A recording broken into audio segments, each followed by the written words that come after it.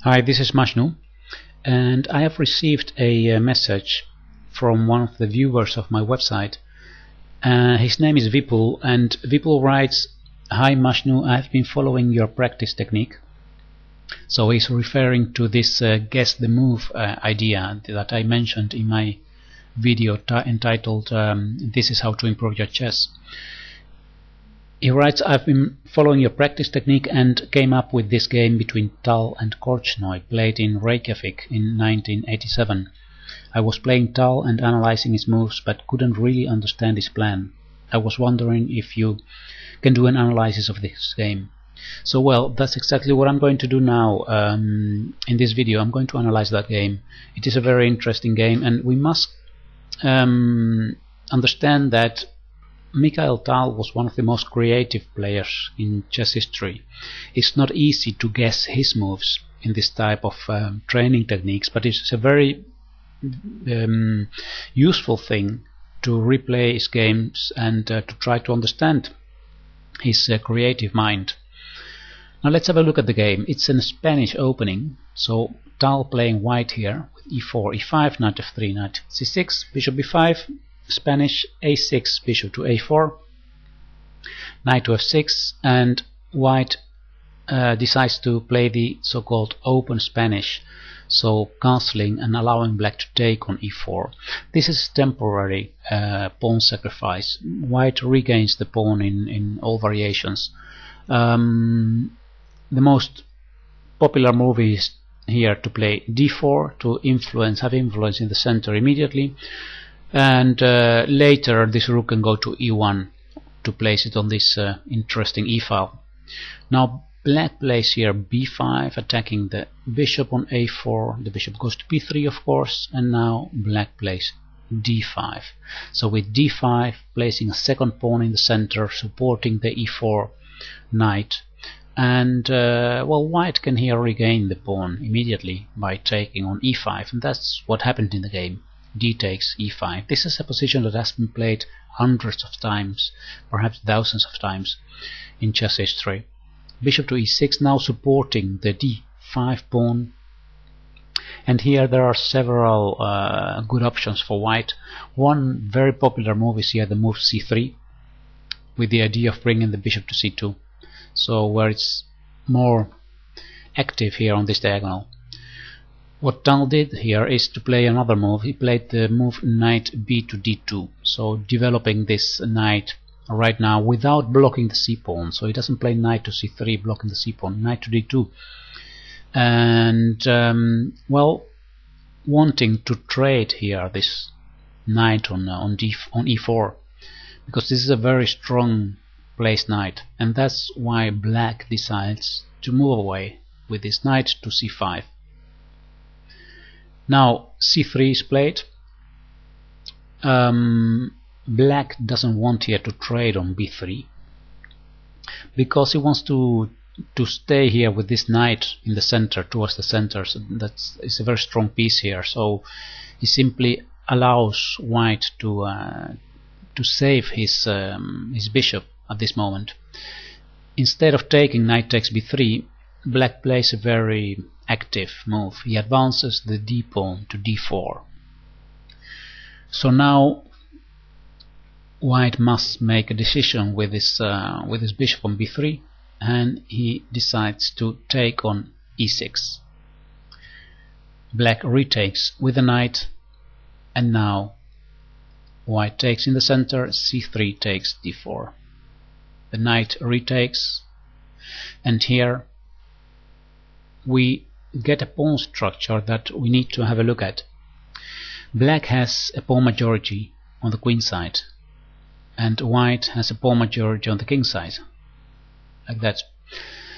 Now this pawn majority of black on the queen side can only be useful if black can advance this pawn from c7 to c5. So the main idea for white is to try to prevent this advance, to try to control c6 and to control c5. Now that's not very easy to do, but it is possible, and that's the explanation of white's next move. Tal plays knight to e4. The idea of this move is to control c5. Now black didn't advance this pawn to c5. He plays bishop to e7, preparing to castle kingside. Let's have a short look, because here c5 is an interesting idea. Here, if we take with white on d4, then it's better for black to retake with the pawn and not with the knight. If we take with the knight here on d4, then we can develop the bishop to g5, winning a tempo on the queen. And if bishop to e7, then we could trade on e7 first, and after he retakes, we have a check now on d6. And look at this beautiful knight now on d6. Now this is not a very easy to foresee variation, but these are, let's say, the hidden ideas in this type of positions. Actually, white is inviting black to play c5 now, and c5 weakens d6. That's actually the main message here. Now, not to weaken this d6 square, black played bishop to e7. Here bishop to e3 followed, and again the idea of c5 starts arising, but still black didn't do that. Let's have a look if he would play c5 in this position. Well, now we have another option. We also have the option of attacking this c5 pawn by playing b4. For example, b4 here. Now this pawn cannot be taken on b4, because then we take on d4. And of course white is threatening to take himself. b4 takes c5. So it's really not easy to play this c5 move in a good way, in a healthy way. So here black played knight to f5. Now white continued with queen to c2.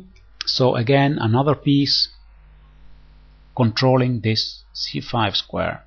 Now perhaps you wonder here, what if black takes on e3 and then plays c5? Well, the thing is that after knight takes e3, then we don't retake immediately on e3, but we play first queen to c6 check.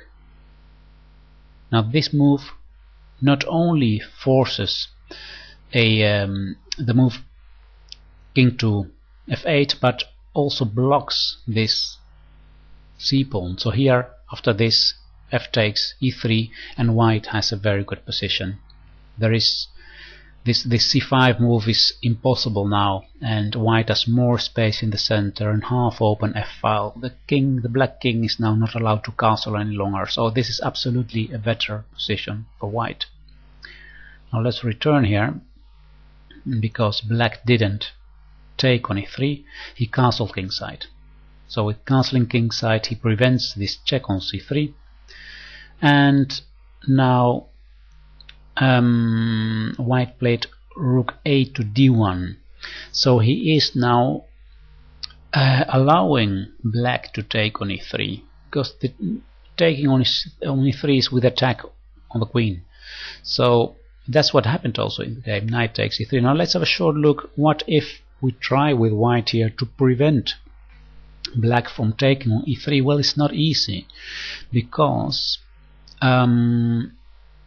if we move away this bishop, let's say to d2 for example, then we give away the control over c5 a bit.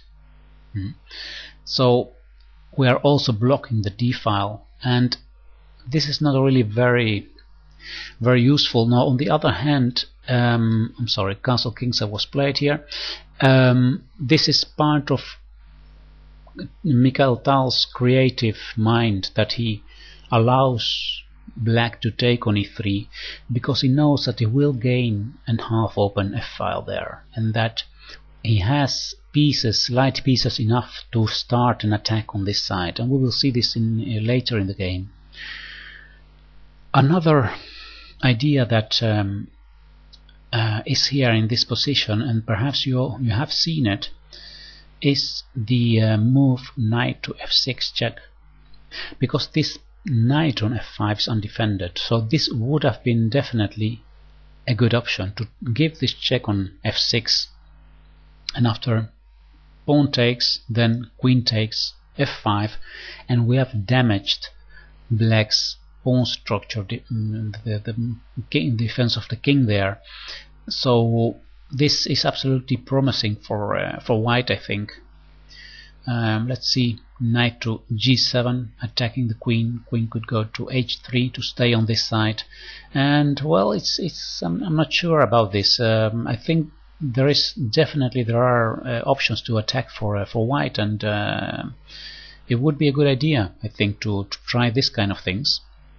But in the game, it didn't happen. In the game here, Tal played rook a to d1, attacking the queen, and knight takes e3 was the next move. Now, of course, white retakes on e3. Now still the queen is attacked on d8, so queen goes to c8. And now follows another very creative move of Tal. He doesn't play a normal move like knight to e4, for example. That would be a very normal and also good move here. What he did is he played the move h3. Now, what's the idea behind this h3 move? It looks a bit strange, like you are weakening your own pawn structure in your own position of your own king, but the idea is to bring this knight, to reroute it to h2 and then to g4, and then both knights are looking at f6, and perhaps later bring the queen to the king side as well. These are the ideas. Rook to d8 played now, and the knight goes to h2. Now rook takes rook, queen takes rook, so this queen from d1 can already go later to g4 or h5 or f3 perhaps. The queen goes to e4, queen h5, knight to c5, wanting to trade one of the attacking pieces, but Tal doesn't allow this. He moves the knight to g3. This knight can also find a home here on f5, where it attacks g7, and eventually, perhaps in some variations, there is a sacrifice possible on h6. Now black continues on the queen side with a5. Here the knight goes to f5, and black starts seeing that he needs to defend on the king side, and he finds the move rook to a6. This is, by the way, the idea behind a5, not only to advance his own pawns, but also to bring this rook to g6, where it defends g7 and eventually also attacks g2. Now knight to g4 played, rook to g6, and here another a bit mysterious move by Mikhail Tal. He combines now two ideas. One is of attacking and the other one is of preventing counterplay. This next move is a very prophylactic move. Tal is seeing that the chances of the opponent are in, for example, bringing this knight to d3, where it attacks b2 and also e5. Now e5 is defended at the moment, but imagine this bishop moving away, then the queen will be attacking e5 as well. So knowing that black can't actually do anything to improve his defense on this side of the board, white takes his time and plays the move b3. So if knight to d3, now b2 is not longer attacked. Now indeed bishop to d8 played by black, attacking with the queen the pawn on e5, so more or less perhaps threatening knight to d3 to put more pressure on this pawn on e5. And here again a very interesting move by Mikhail Tal. He defends by controlling the d3 square and the e4 square with the move knight to f2.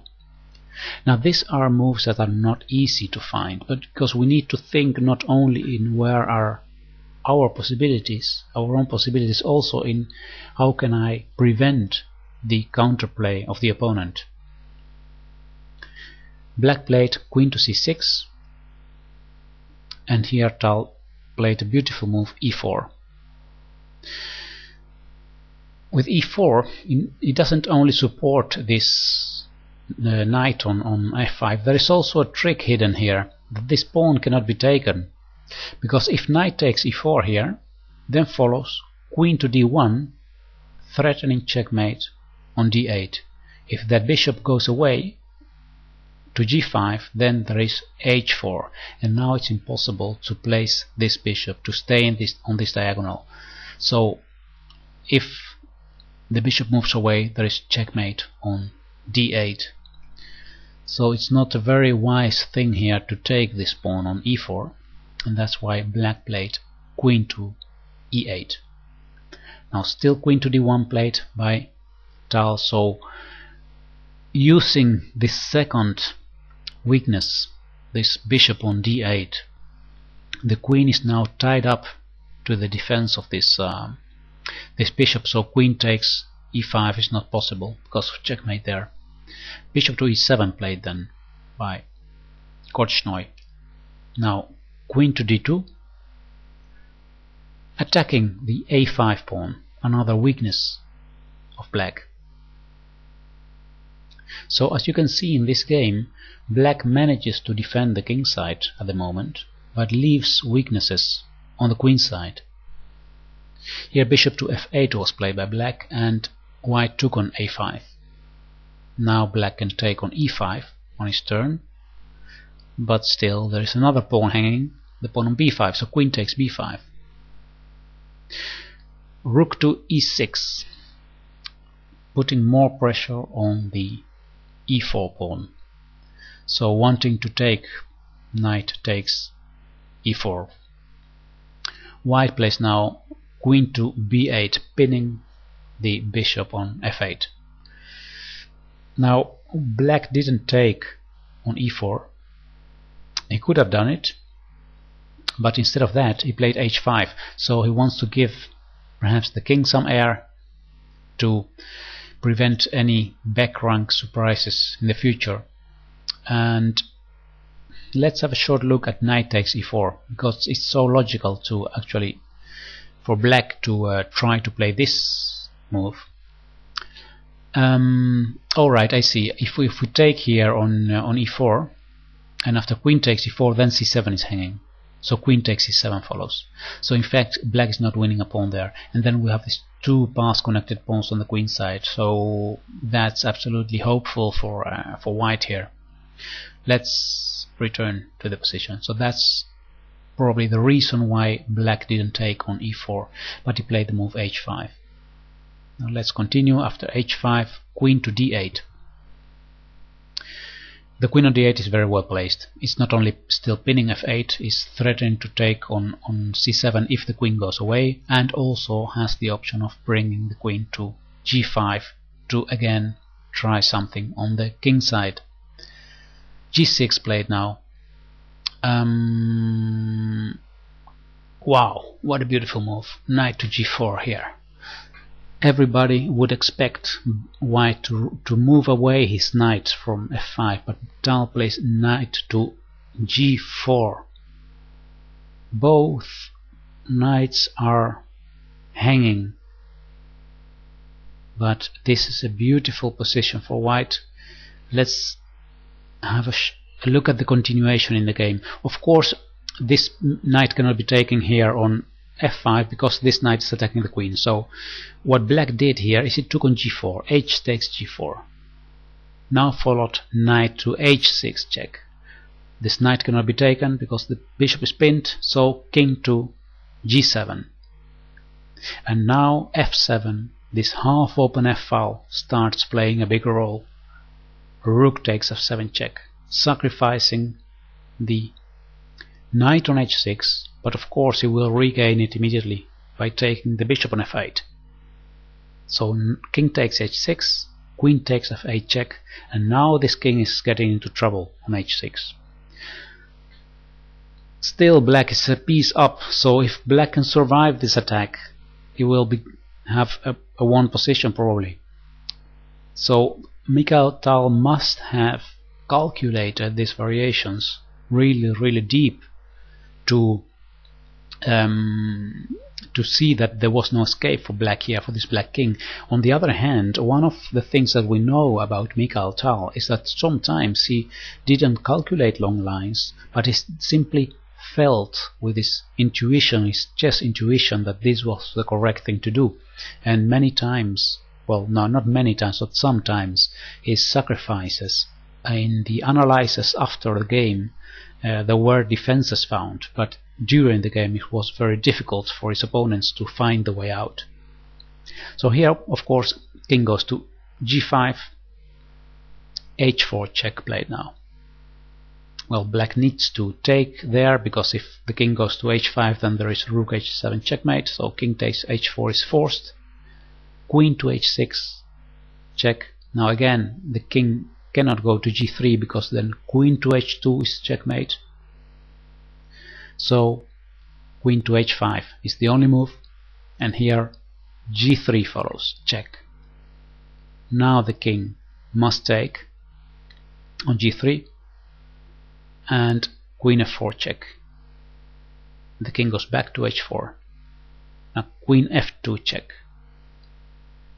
Yes, he will advance the pawn, because if king goes to h3, then queen h2 is checkmate again, so g3 is more or less forced.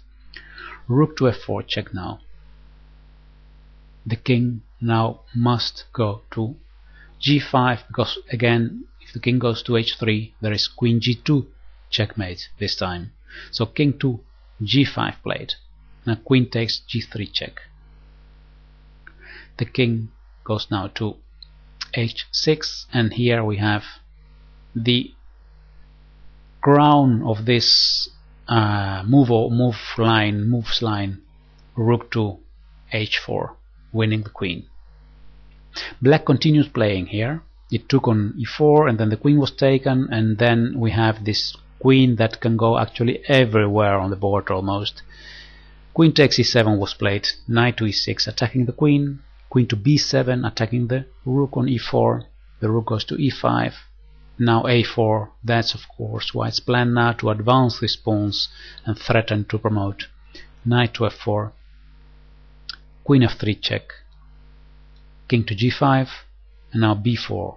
We continue advancing, check on e1, king to f2, rook b1 attacking the pawn, so this pawn advances. Now rook to b2 check, king to e1, king to f5, queen c3 attacking the rook goes to b4. There is a little trick here, we cannot take on b4 because there is a fork on d3, knight takes d3 winning the queen. So white plays simply b6 now. This pawn on b6 cannot be taken because of queen to c5 check winning the rook. So knight to d5 was played now, and here queen to c8 check, and this was the last move of the game, because after this the pawn is going to advance to b7 or supported with the other pawn a4, a5. So well, summarizing, we can say that in this interesting game we see how Mikhail Tal combines the ideas of attacking and also preventing the counterplay of the opponent. This perhaps is the factor that makes this play of Tal, well, not very easy to understand always. His insight is so deep that he's not only thinking about how to start a winning attack himself, but also trying to restrict the counterplay of the opponent. As we see in this game, constantly this possible move c7, c5 of black, that's the main theme that white wants to prevent. And well, I hope you found this interesting, in this to have a deeper look at this games of Tal. And you know, this game that we have seen now, we could actually make an analysis of 4 hours video with this, because there are so many more hidden possibilities and variations. But of course it's something that I don't want to do in this YouTube videos. It would be too long. So I'll say goodbye now, and thanks for watching, and I'll see you next time on YouTube.